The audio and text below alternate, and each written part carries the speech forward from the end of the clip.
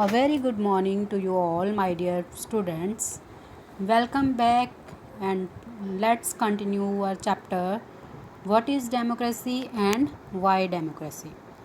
In previous videos, we have already discussed about the forms of government democracy and the features of democracy, demerits, and arguments in favor of democracy.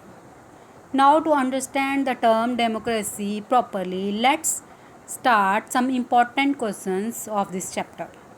First question is distinguish between democratic and non-democratic elections. So, first point of democratic is under democratic elections, all citizens have one vote with equal value. But in non-democratic, under this, all citizens are not given right to vote. And second is elections are held at regular intervals in democratic countries, whereas elections are not held at regular intervals in non-democratic countries. And third is in democratic countries there are free and fair elections are conducted, but in non-democratic free and fair elections are not conducted. So this was a difference between democratic and non-democratic elections. Now our second question is distinguish between a democracy and a good democracy. We have already discussed that all countries are telling that we are democratic countries. I gave example of Pakistan and China, that they are telling that we are democratic country, whereas these countries are under military rule or under dictatorship. So let's understand the term democracy and good democracy. In a democracy, in democratic government is a government which is elected by the people, but a good democratic country government is a government which is elected by the people, and people take part in all the decision.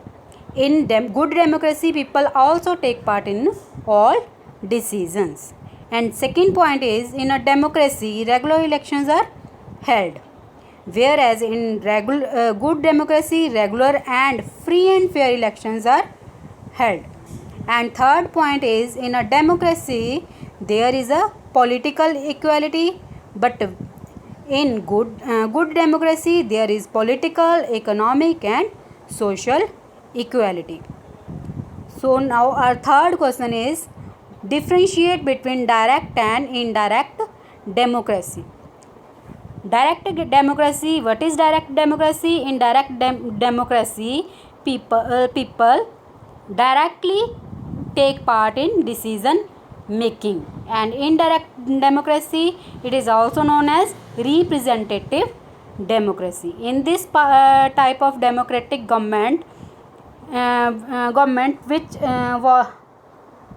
choose their voters and representatives to make laws. So this was the difference between direct and indirect democracy. We also know name indirect democracy as representative democracy. Now we will read about the significance of indirect democracy or representative democracy. In representative democracy, we can all people cannot take part in the government decision making, so representative democracy is must. And second point is in a democracy the majority is allowed to took decision on behalf of all the people. Even the majority does not rule directly, it rules through its elected representatives. Means in indirect democracy representatives take decisions.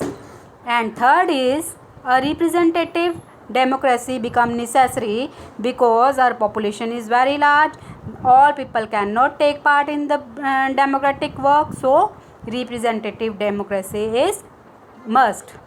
So these were the important questions. So that's all from my side today. This chapter is complete. Till then, thank you and have a nice day.